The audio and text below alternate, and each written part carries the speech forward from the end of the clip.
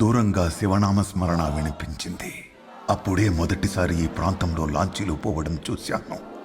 3 లాంచీల నిండా భక్తులు శివనామ స్మరణతో ఆ ప్రదేశం అంతా మారుమ్రోగిపోయింది.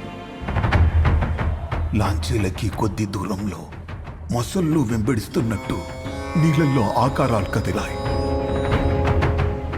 లాంచీలకి సమీపించిన వెంటనే నీళ్లలో నుండి తిమింగలాలు అల్లగేశారు. ముఖానికి ముసుగులతో 3 లాంచీల మీద విరుచుకుపడ్డారు. శబ్దం రాలేదు, రక్తం చిందలేదు. తప్పించుకుంటున్న వారిని చిన్న పెద్ద తేడా లేకుండా వెంబడించి ఒక్కొక్కరిని నీళ్లలో ముంచి చంపేశారు.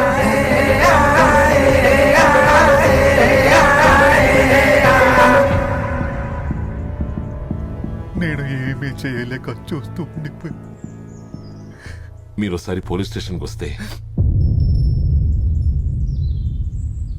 మన్నించండి. కబీర్ ఖాన్ మా ఊరికి చాలా సహాయం చేశారు. అలాంటి వ్యక్తి చెయ్యని తప్పుకి బాధపడుతుంటే సహించలేక చెప్పాను. నేను నా స్వామికి జీవితాన్ని అంకితం చేశాను. దయచేసి కోర్టుకి పోలీస్ స్టేషన్కి పిలవద్దు. మీరు కోర్టుకు వచ్చి సాక్ష్యం చెప్తే చనిపోయిన వాళ్ళందరికీ న్యాయం జరుగుతుంది. హనుమంతుడు సాయం మాత్రమే చేస్తాడు. యుద్ధం చేయాల్సింది రాముడే.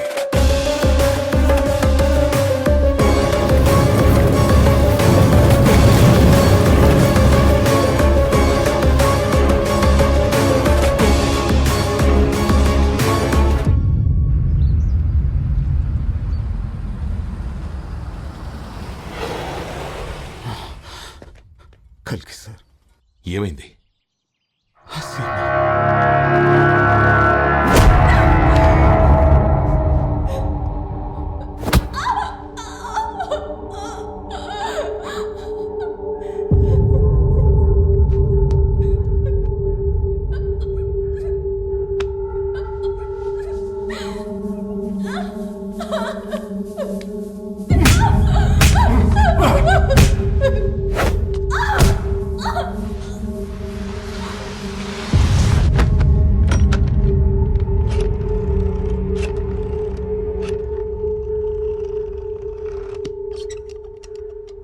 అది నా స్టేషన్లోనే ఉంది.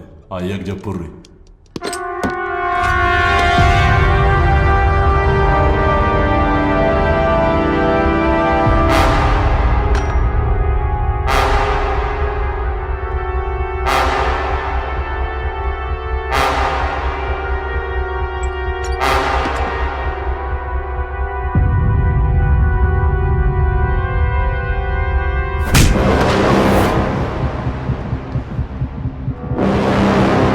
వారంట్ ఎక్కడరా? లేడీ కానిస్టేబుల్ ఎక్కడా? అడిగితే ఆయనే కొడతా. నా అనుమానితుల్ని నా అనుమతి లేకుండా ఎలా తీసుకొచ్చావు?